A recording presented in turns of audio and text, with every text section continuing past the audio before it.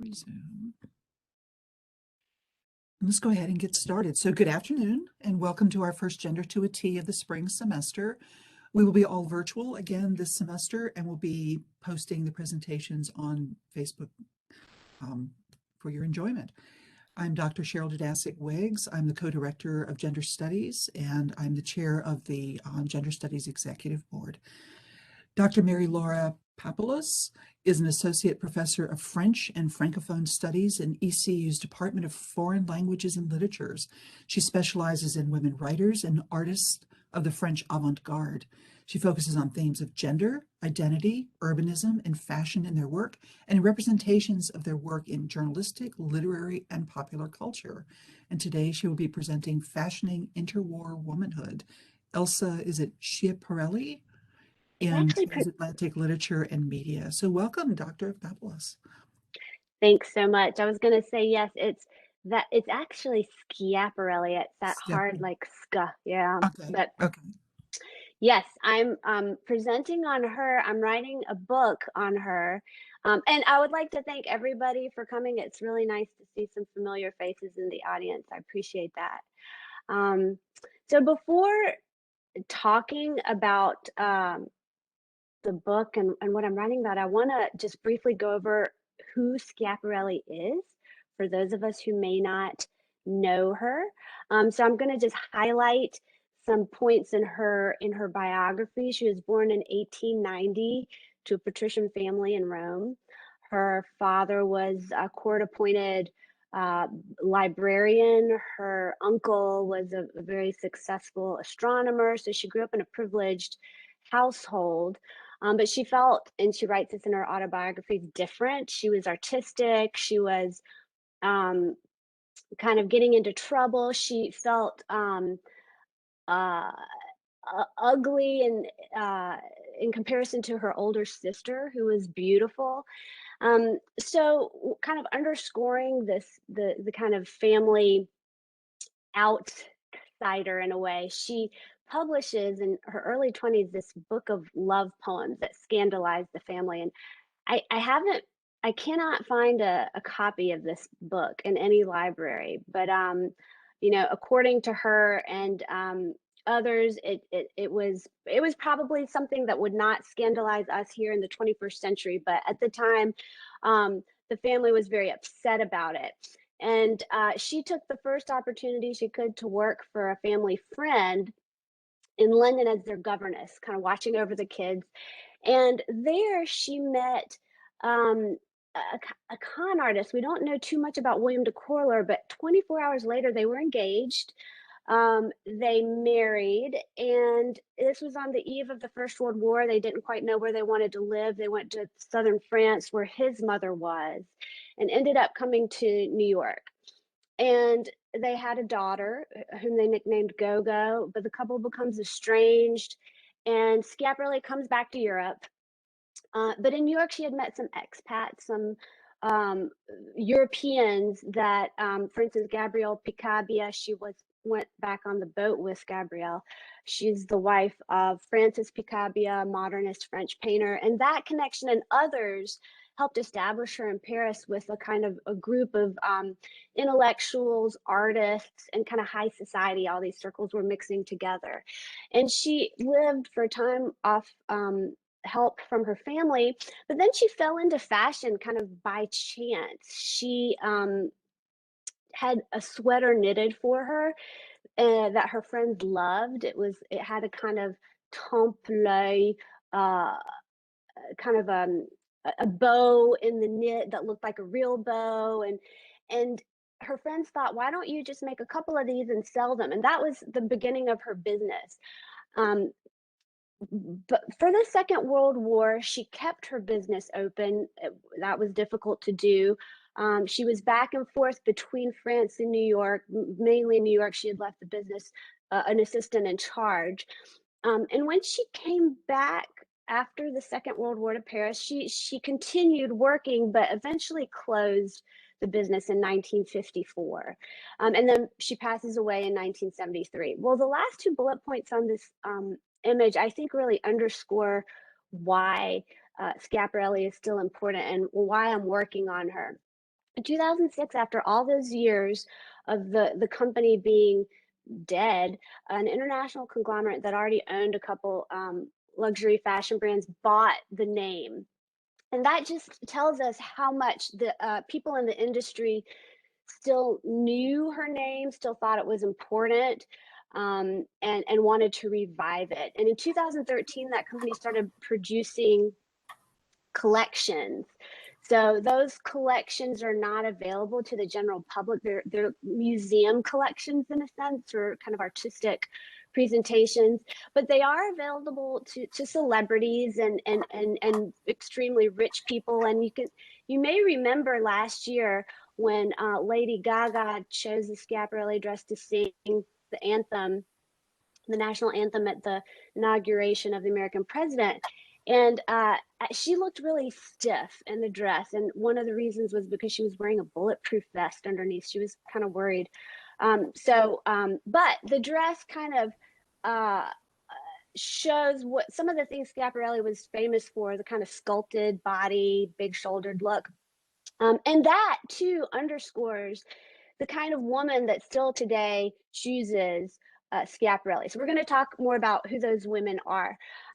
But I wanted to just kind of place my research into context. I'm relying on studies that examine the power of print and visual media in the construction and creation of personas and figures of modernity. So who are those personas and figures of modernity? Some of the ones we may be most familiar with from the early 20th and 19th centuries are the flapper, the global figure, the new woman, and there's also local versions of these women that proliferate, and that kind of connect with what's really going on in society. And my question is, if we had the Schiaparelli woman, where would she fit in here, and what would she represent? What would she be like? And so my overarching question is, what kind of woman is articulated through Schiaparelli's own designs and her creations, but also through representations of those designs in print media, autobiography and biography, film and fiction, film, literature, and theater.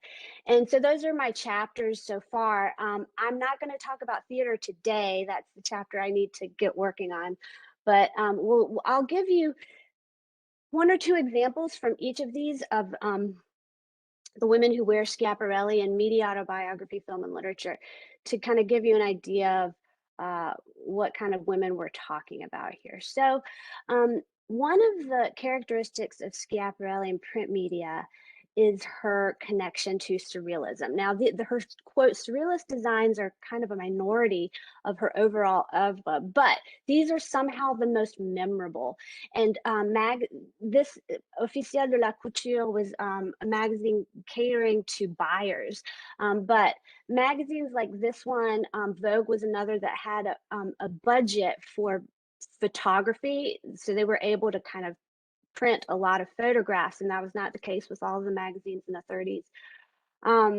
They really were able to present a lot of modernist aesthetics to a wider reading public, and they were also trying to, I mean, Vogue especially, posit themselves as more than just a fashion magazine.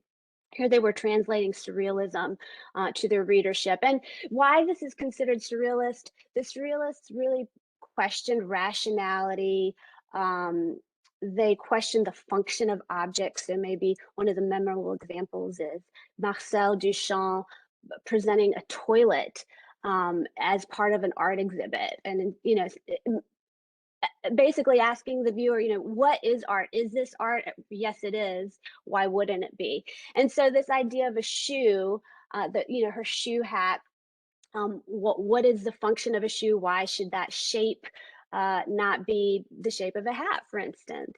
Another surrealist idea that's been written about in this design is the lips on the pockets there. The surrealists presented a lot of fragmented female muses in the poetry of Paul Eluard, for example, one of the more famous surrealist poets. He lauds and praises even the eyeballs of a woman. So really kind of taking apart the face of the female muse. So again, that's been linked to surrealism. Now, kind of bringing home this link to surrealism even more, I want to show you some ideas of Salvador Dali. So keep in mind this picture. This is a cover image by Dali for the surrealist journal Minotaur. So we'll see another picture of that in the next slide. But he was really playing around. He was getting obsessed with different ideas. We'll see another idea in a moment that he was obsessed with in the 30s. Here are the drawer figures. And he did so many designs. Well, Vogue, and so Schiaparelli here on the left designed her drawer suit in the fall 1936 collection. You see, I don't know how well you can see in the image here, but these pockets all over the vest are like drawers. And Cecil Beaton, the photographer, staged a shot with several of these women, several models wearing this suit. One of them is holding up that cover, one of the issue of that Minotaur journal that Dali did the cover for. The Vogue editors also added another sketch of a different drawer figure here at the bottom. So all of these perspectives are coming together. Schiaparelli's design, the photographer, the editors of Vogue, in order to kind of give this message of Schiaparelli being more than a fashion designer. And in fact, Coco Chanel called her that artist who designs clothes. And I don't think she meant it as a compliment necessarily. But there was, for the Schiaparelli woman, this was a woman who was more than just fashionable. She had a sophisticated aesthetic sense as well. Oh, okay, so here we are with one final, I just couldn't help not showing you this. And we're going to talk about the woman here. See if maybe some of you may recognize her. I'll ask in a minute who you think she is.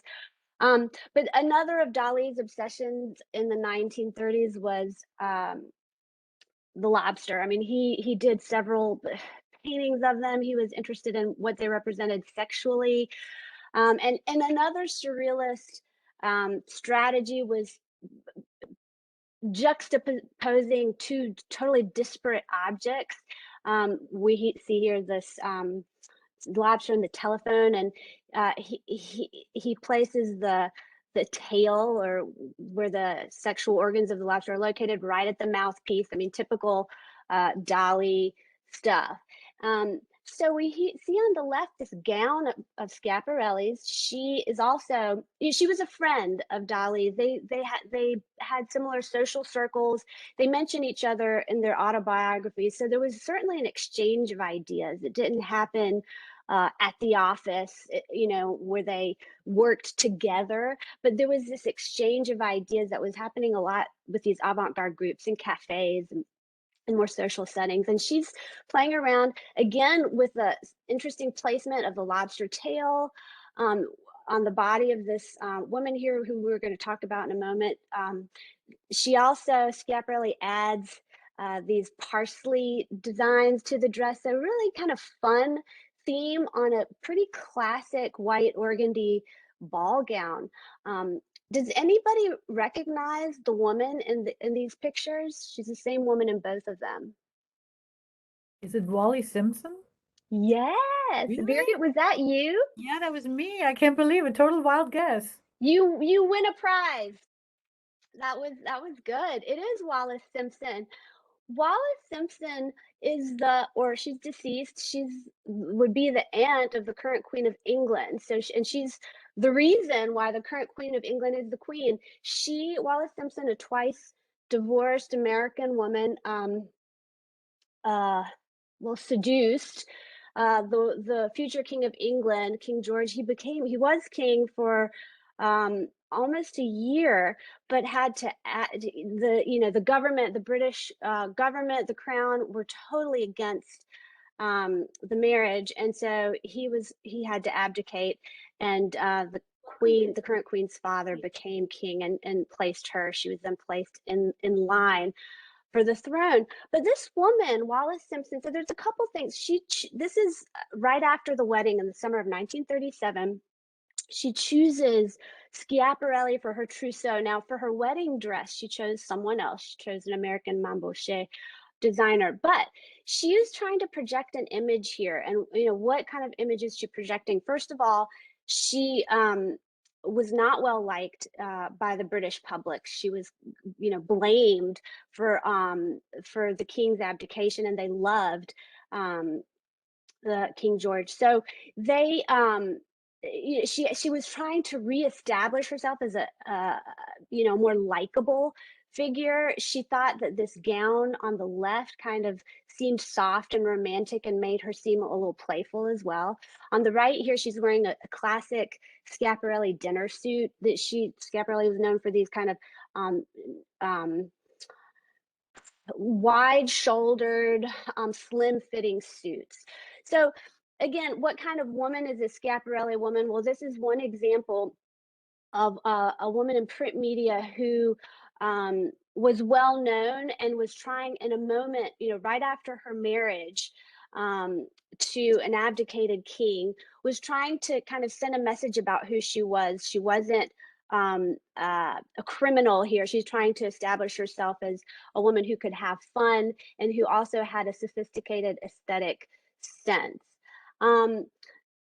So in print media, but also in autobiography, there's a lot of stories about this competition between Coco Chanel and Schiaparelli. And in fact, images like this one from 1937 and all the other images we've seen, magazines like Vogue preferred Schiaparelli. She was more photogenic, she was more fun, and this infuriated Chanel, and she contacted editors at the offices both in Paris and New York and complained about why they were choosing, how she perceived they were choosing Schiaparelli over her. But they admitted that they just preferred the kind of messages that they could disseminate with her clothes. So Schiaparelli in many ways was a foil to the kind of femininity that Coco, the more classic, although, a lot of people claim that or read Coco Chanel's designs as more comfortable, masculine in some ways. Schiaparelli was a foil to that. She definitely played with themes of femininity in a way that Coco Chanel did not. So, well, I can provide one example from an autobiography, from several actually, that mention a story where Coco Chanel and Schiaparelli were at a costume ball. And I mean, despite all the problems that were mounting at the end of the 1930s, there seemed to be this proliferation of costume balls in Paris.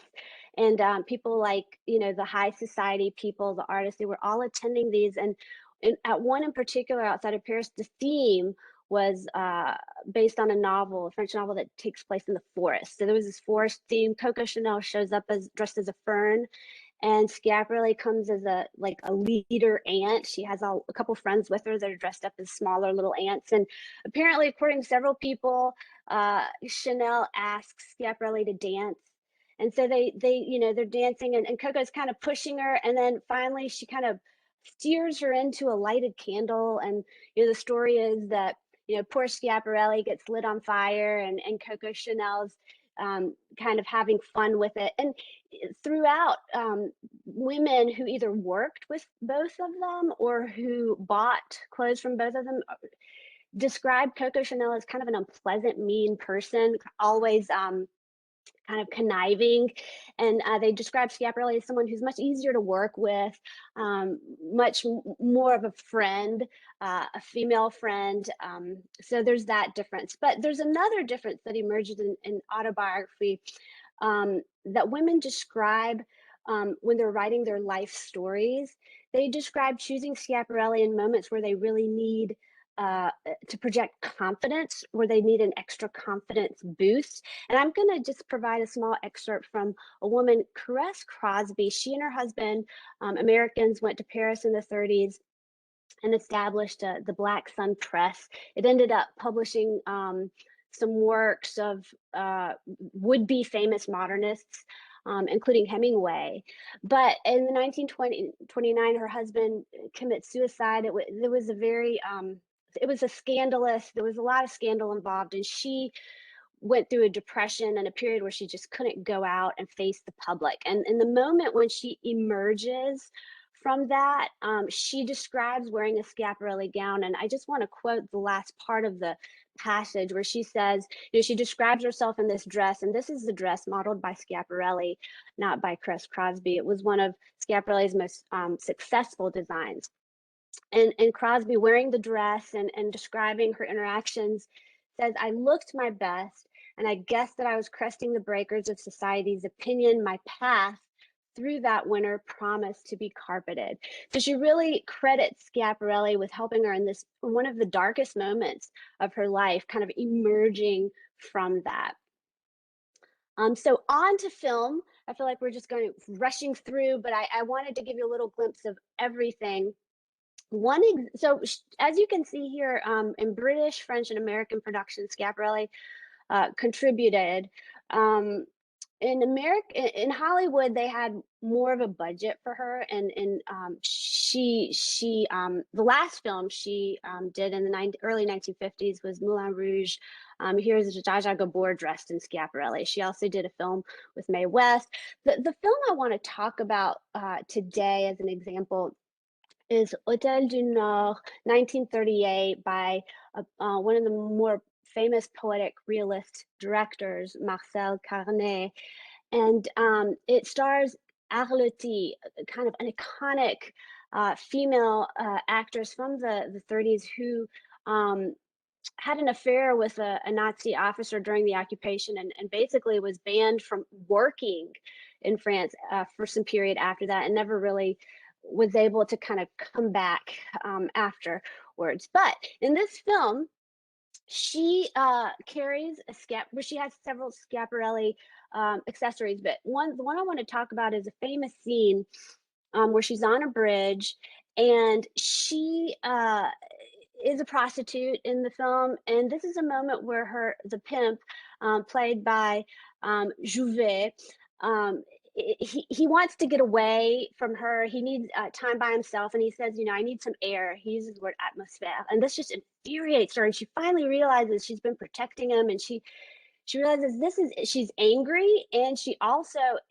realizes this is a moment where she's basically leaving him, and her physicality in the scene has been, you know, the scene has been written about, the way she moves, the way she talks in this slang, Parisian slang, really kind of is an expression of this new empowerment that she finds in the scene. And the way she throws around her Schiaparelli purse underscores how, you know, there's this connection with Schiaparelli in moments where women are finding this renewed sense of independence and empowerment. And from the research I've done, I mean, French films had very little budgets for costumes, and sometimes the costumes were even taken from the wardrobes of the actresses.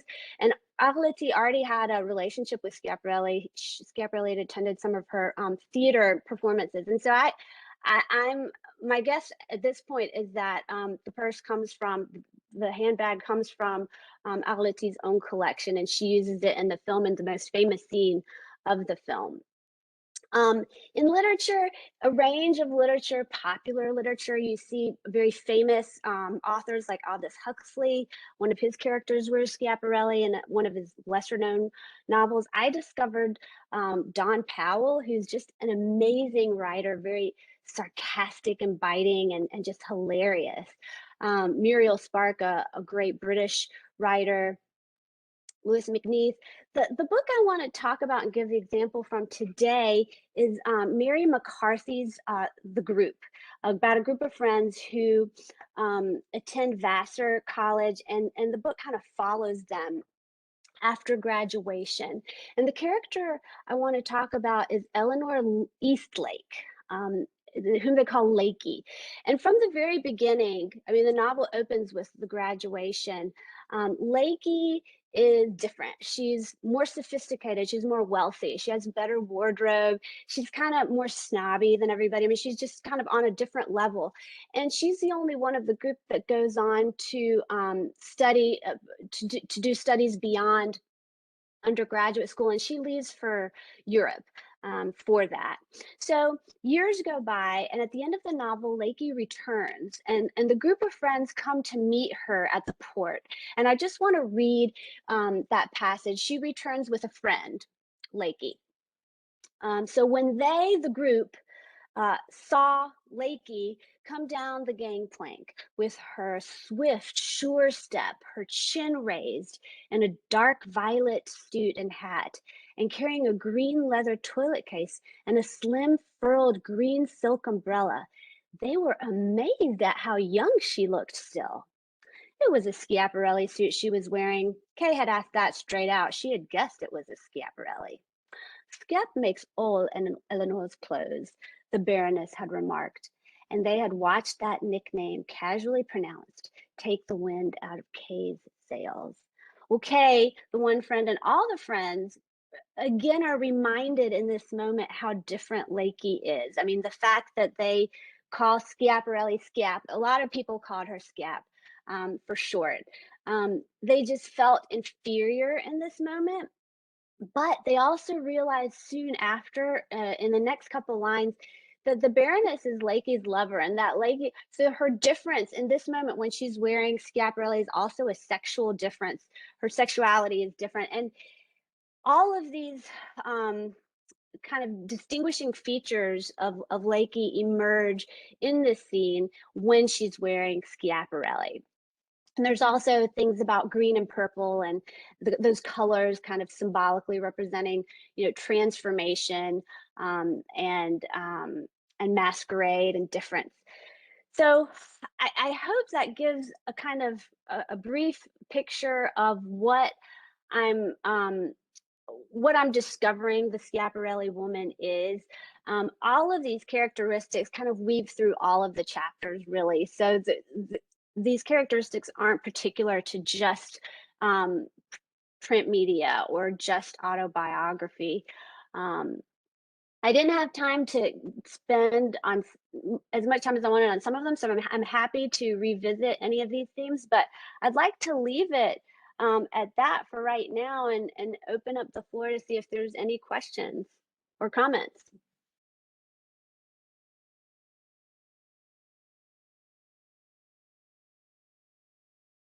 Don't be shy, everyone. You can just jump in.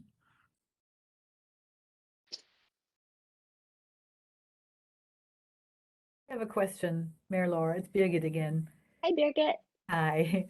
So I was wondering, and perhaps it's kind of silly to tease those two apart, but I was wondering whether it's more Schiaparelli as a person or her clothing and what it represents that made an impact in her culture.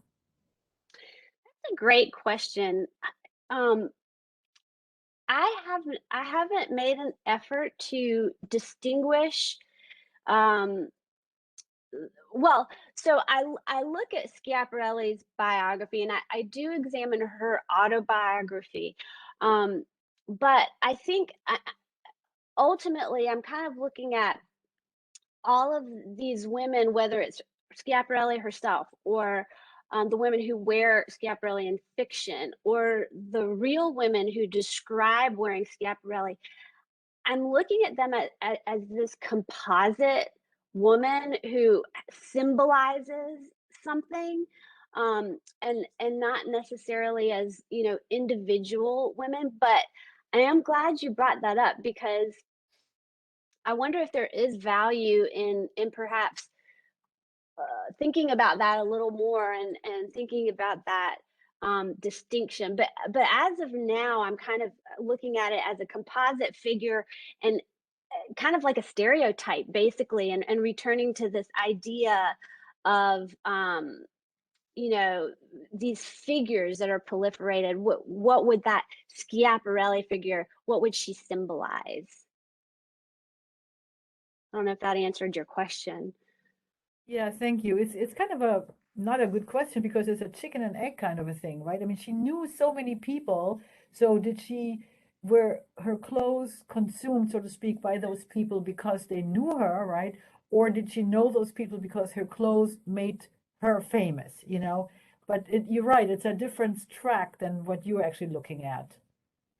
Well, it's true what you say though. And I mean, I think that so what I think I need to do is probably talk about that process of, you know, you're talking about the chicken and the egg. I mean, that is part of the process, right? Of these stereotypes emerging. I mean, yes, they were partly real women, like like the new woman. I mean, she symbolized, you know, a woman who wanted equality, who wanted the vote, who wanted to be um to have opportunities to work. Well, this woman existed in reality, but she was also portrayed in print media. And there was like, which came first? I mean, we don't, I mean, maybe perhaps we know and it would be possible to trace, but it's this process I'm interested in, I guess, and in that kind of constant give and take between representations of that women and those women that kind of creates the stereotype that we think of.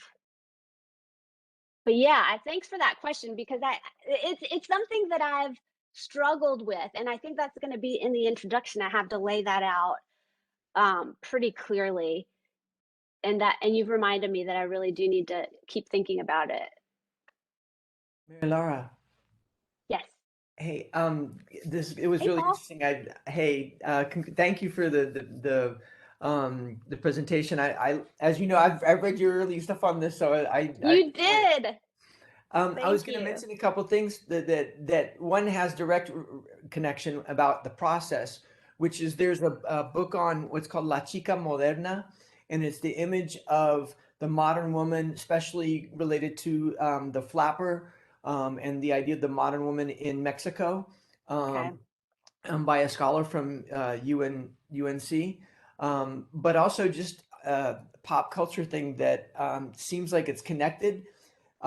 If you haven't seen the movie Cruella de Vil, Hmm. um, the Cruella character is first of all there's a whole idea of pushing one of the older designer pushing to her death a younger person, but then also the Cruella um, woman in a big costume ball sets her dress on fire. It comes up completely on fire and becomes a whole different dress right in front for the image. And so Huh. I don't know that they mentioned directly Schiaparelli, but it seems like that little story has gone forward in some version. It Hmm. doesn't mean it's definitively like that, but it would seem that since the designing bit is throughout the narration, like that's the dominant way that she's getting herself done, and she's putting herself as modern. You have this weird combination of aesthetics too, because at the end she comes back in a punk as a punk with a punk aesthetic. But I'm trying to remember Interesting. exactly what years it's supposed to take place. I'm not sure if it is clear, but to me, it was once you said that particular little vignette, it was very clearly connected, at least in my feeble mind. So That's maybe cool. just another way of talking about the process of how she's a figure in discourse, still even beyond Yes. her things. But yeah, it would be interesting. Cool. Maybe I mean, I'm making this connection. Maybe the people who made the film, you know how they always have those commentaries in the back. They may state that in there, maybe directly. So if you haven't seen the movie, you might see it.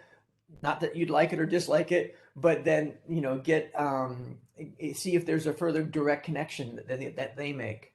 Oh, definitely. I'll check out the movie and also the book you mentioned. Thank you. Thank you very much. I'm gonna go Yeah. because I have to get ready for classes for tomorrow. Okay. Thank Good you. luck. Thanks.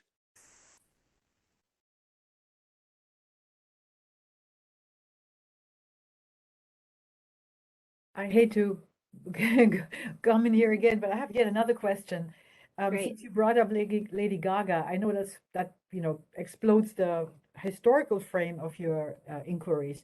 But do you, I mean, I don't know anything about her. I don't even know her music. I know that she's a pop star and all that, right?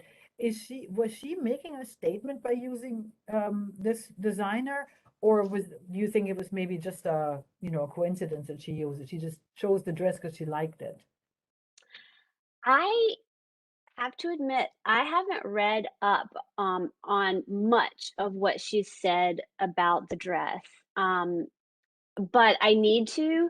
I again, and it's a great question.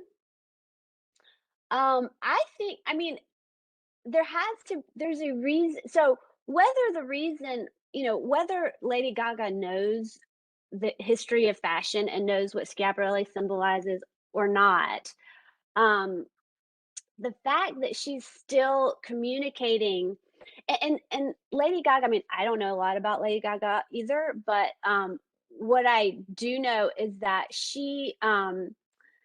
I mean, she's experimental in her femininity, and I mean, she doesn't project a traditional femininity. And one thing I mean, didn't she wear like a meat dress at some point? She did, right? Um, okay, Donna, I think that was you confirming. But Schiaparelli also had this like torn meat dress. I mean, it was actually a dress with fabric. I mean, Lady Gaga wore, I think, actual meat, whereas Schiaparelli's meat dress, it was a tear dress. It had tears of meat in the fabric. I mean, it was part of the design of the fabric. But anyway, there are these parallels, and I think, I mean, and I can do more research on this, but I mean, what I would say now is that that Lady Gaga is, in a modern sense, in a contemporary sense, continuing this this kind of idea of, whether it's womanhood or femininity. We could talk about both, but it's non-traditional, it's different. She's an artist, in fact, and I think she meshes really well with what the traditional Schiaparelli woman was communicating. But Donna, I see your hand up. Do you have anything to add? Oh, well, I had just been listening to what everybody was saying. And I guess you've kind of covered this already, but I was thinking of Gaga and Madonna and people like that. But I do think Lady Gaga does understand something about the history of what's going on. She's worked with Brandon Maxwell a lot, and she does these riffs on things that clearly come out of a historical vision of fashion. But I guess one of the things I was thinking of when you were talking about the clothes, especially in the 30s and the 40s, even into the 50s, I'm thinking of film noir and things like that, and how much of clothes are subversive statements that women and designers make about women to say, hey, you may not be listening to us, but guess what? We're hearing you, and we have, there's subversion in fashion. I mean, Madonna does it, Gaga does it, other people do it, but I also think in Schiaparelli, in some of these other designers that basically are sort of, these are very smart, sophisticated, philosophical, I guess, designs that say things about women that women may not be listened to if they were writing it. You know what I'm saying? So Yeah. in that sense, the art of what fashion is. I was thinking about a movie that I like that's, kind of a fluff movie, but I always loved the diva one, whatever, I forget what that's called, the fashion diva one with Meryl Streep.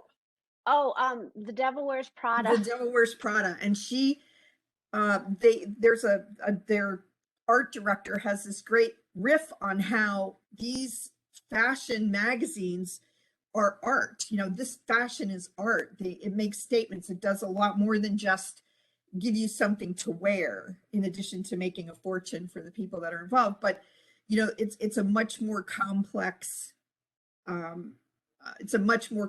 endeavor. And I do think that it says a lot about women that women have not been able to say, but we can wear it, so that was all.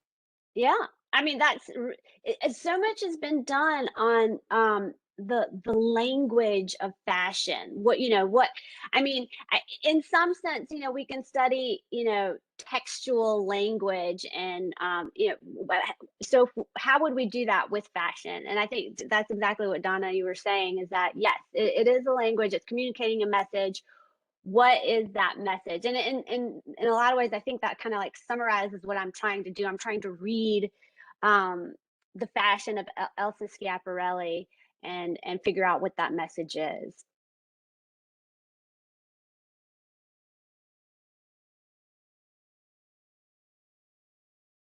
Hey, Hey, Vera. great presentation. Thank you so much. Thank you. Is there a modern day Schiaparelli? Is Prada the new Schiaparelli? So this is going to show my total ignorance of contemporary fashion. Like, I know so little. What do you know? I mean, what would you say it's Prada? No, I used to be interested in fashion about 30 years ago and haven't followed through, so I don't even know the new names. That's why I'm asking. Is there anybody that actually makes that statement today? I would love for somebody to chime in if they have any ideas. That's okay. I was just curious. It's a great question. It's one I'd have to think. Isn't it a design house now? I don't know who the leading figures are, but I think it's been kept alive as a company. Oh, yes. I did go over that, and I mean, it Yeah. is, and so there's that. I mean, there's definitely them, and I don't know if there's an equivalent, but I mean, I'd almost want to say, I mean, now with fashion, I mean, the big name brands are so, they're not as important as they used to be, and so I would almost say maybe like the modern day Schiaparelli would be some sort of fashion influencer, or I mean, I don't know. There's so much, I think, the fashion industry has really diversified in terms of, top to bottom, who's important now. So I don't know, but yeah, that's something I will think about. And that was my feeling. We can count on Lady Gaga and Madonna today to set the trend. Yeah, exactly.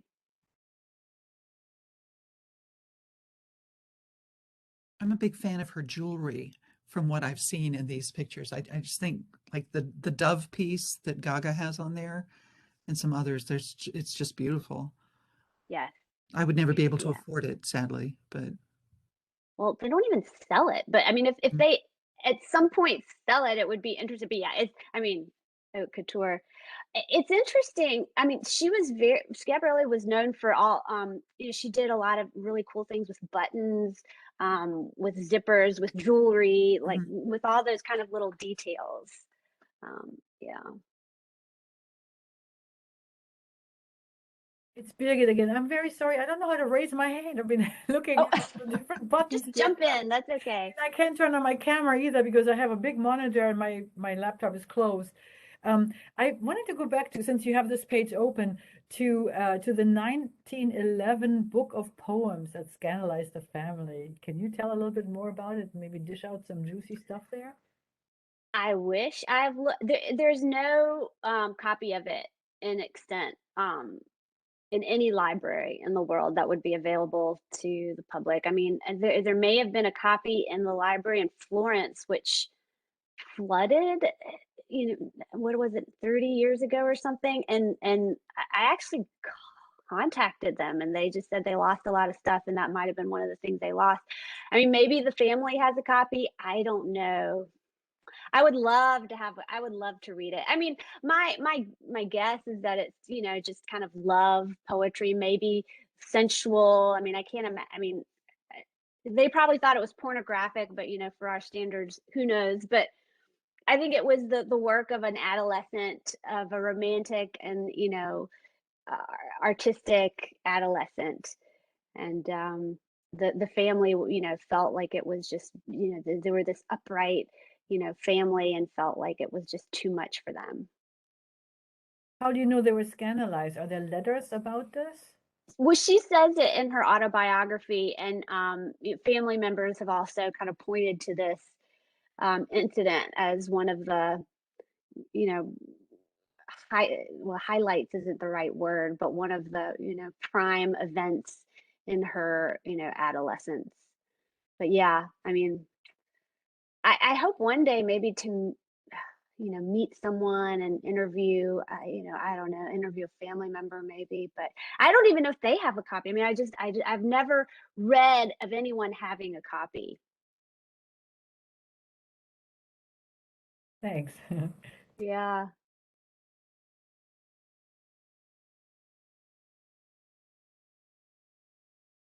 This has been fascinating. Does anybody else have any questions or comments? This is really, really interesting. Well, thanks so much. I so much appreciate all the questions, and I appreciate people listening to me and making me think about stuff. So Mhm. I really And thank you, appreciate it. Marylaura, and everyone who attended today. Our next Gender to a T will be February 16th. And if you're interested in presenting next academic year, please email me. Let me know. But I this is just, like I said, this is just fascinating. So thank you. Thank you, Cheryl, for putting all this together. Mhm. Any final thoughts?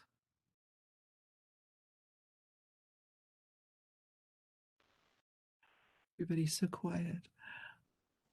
I like what Celestine Davis wrote in the chat. It's a quote from Schiaparelli that I found that I thought was kind of answering some of our questions that we've had. Thank you, Celestine. Yeah, that's great. Do you want to read it to us,